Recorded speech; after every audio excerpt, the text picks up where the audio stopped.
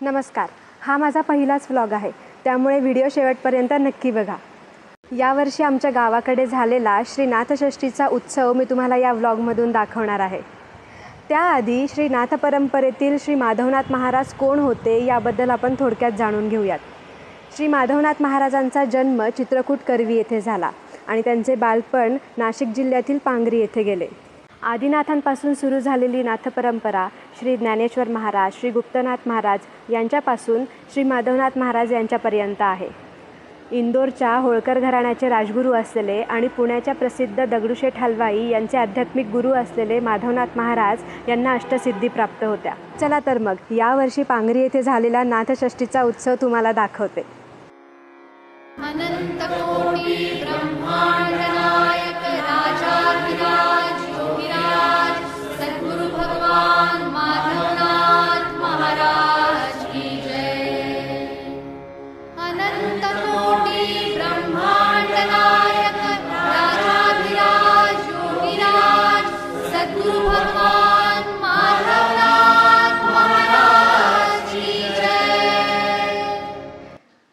यावर्षीचा नाथषष्ठीचा उत्सव झाला। आमचे आध्यात्मिक गुरु वंदनीय श्री माधवनाथ महाराज यांचे बालपण पांगरी या गावात गेले, त्यामुळे परंपरेनुसार दरवर्षी सगळे मिळून नाथषष्ठीचा उत्सव मोठ्या उत्साहाने साजरा करतात। शहरात नोकरी व्यवसायानिमित्त स्थायिक झालेले लोक नाथषष्ठी आली की आवर्जून आपल्या गावी येतात। देवाची पालखी, प्रसादाच्या पंक्ती, नातेवाईकांच्या होणाऱ्या गाठीभेटी या सगळ्याचा आनंद लुटून परत शहराकडे जातात। काकडा मंदिरात सत्यनारायणाची पूजा, गावातल्या शाळेत समितीतर्फे विद्यार्थ्यांना बक्षीस वितरण समारंभ, प्रवचन, आरती, महाप्रसाद, भजन, पालखी सोहळा अशी दिवसभराच्या कार्यक्रमाची रूपरेषा असते। घरात काकू प्रसादाचा शिरा करते आहे। मंदिराची साफसफाई, डेकोरेशन, मांडव, पूजेची तयारी अशी 1 ना 1000 कामं असतात। प्रत्येकजण आपापल्या परीनं जबाबदारी उचलतो, त्यामुळं कामं हलकी होतात। यावर्षीच्या उत्सवात पुण्याच्या सौ सीमाताई इनामदार यांना प्रवचनासाठी आमंत्रित केलं होतं। सद्गुरु तत्व यावर त्यांनी मार्गदर्शन केलं। गावकरीही मोठ्या प्रमाणात प्रवचनासाठी उपस्थित होते। त्यांनी इतकी साधना केलेली असते की त्या साधनेमध्येच त्यांना अनुभूती आलेली असते की देह असला तरी मी आहे आणि देह नसला तरी मी आहे।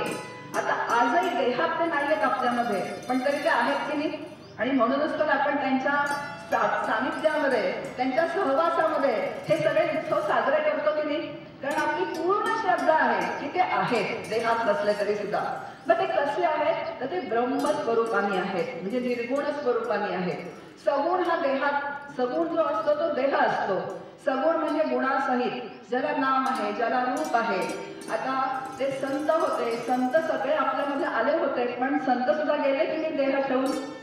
ज्ञानदेवांनी समाधी घेतली, निवृत्तीनाथांनी समाधी घेतली, माधवनाथांनी पण सांगून उज्जैनला आपलं स्थान सांगितलं आणि समाधी घेतलेली आहे। पण ते आपली श्रद्धा आहे की नाही ते आपल्यामध्ये आहे।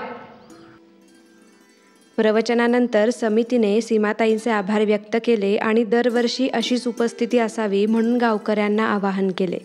आपण नाथषष्ठीच्या निमित्ताने संत हरिबाबा असतील त्यांच्या यात्रेच्या उत्सवाच्या निमित्ताने, नाथांच्या षष्ठीच्या निमित्ताने आपण सर्वजण साजरे करतो, हे आपण खरंच भाग्यवान आहे। मंदिराच्या कामात यावर्षी ज्या गावकऱ्यांचा मोठा हातभार लागला त्याची दखल मंदिर समितीने घेऊन त्यांचा सत्कार करण्यात आला व आजच्या महाप्रसादाचे आयोजन ज्यांनी केले होते त्यांचाही सत्कार करून आभार मानले। प्रवचन झाल्यावर आरतीची वेळ झाली। यावर्षीच्या आरतीचा मान आम्हाला मिळाला हे भाग्यच।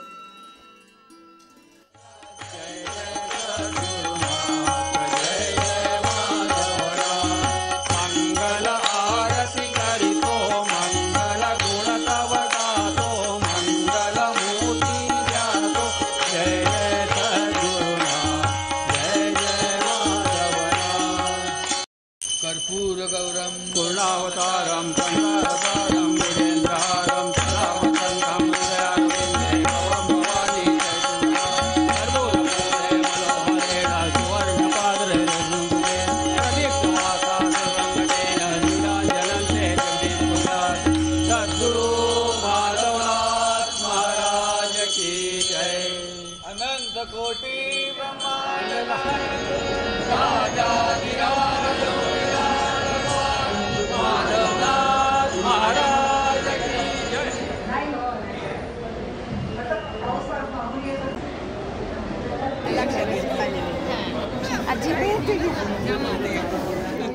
आरती झाल्यावर महाप्रसाद असतो.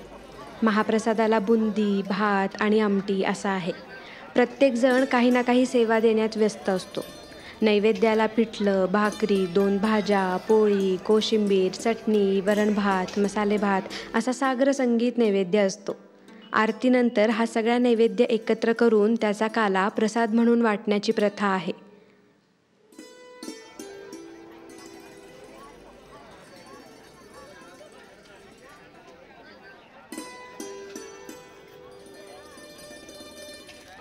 महाप्रसाद झाल्यावर गावातले भजनी मंडळ येऊन भजन गातात आणि त्यानंतर महाराजांसाठी पालखी सजवली जाते.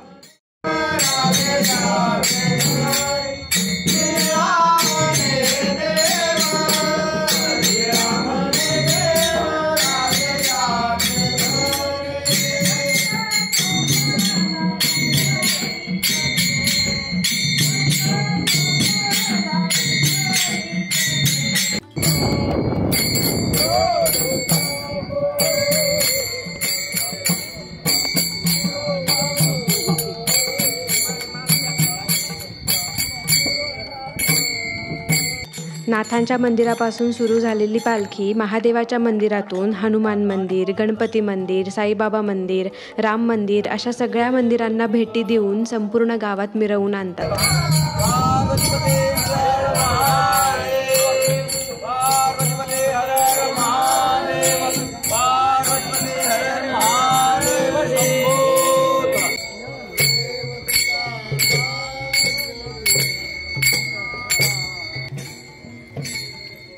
प्रत्येक जण आपापल्या घरी पालखीचे स्वागत आणि औक्षण करतात.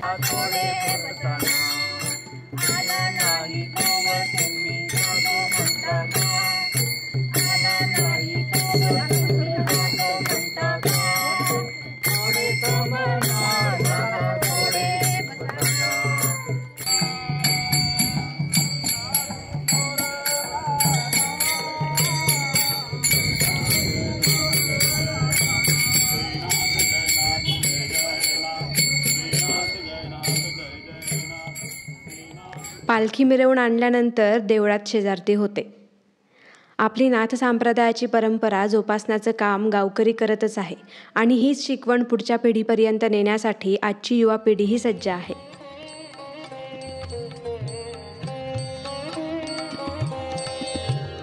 चित सुख रस प्राशनात पहुड माधवा नितांत. चित सुख रस प्राशनात पहुड माधवा नितांत. दे प्रसाद शेष नित्य, दे प्रसाद शेष नित्य. आस आमुते निज जगपते, निज जगपते. नाथ देवते, नाथ देवते, निज जगपते, निज जगपते, निज जगपते, निज जगपते.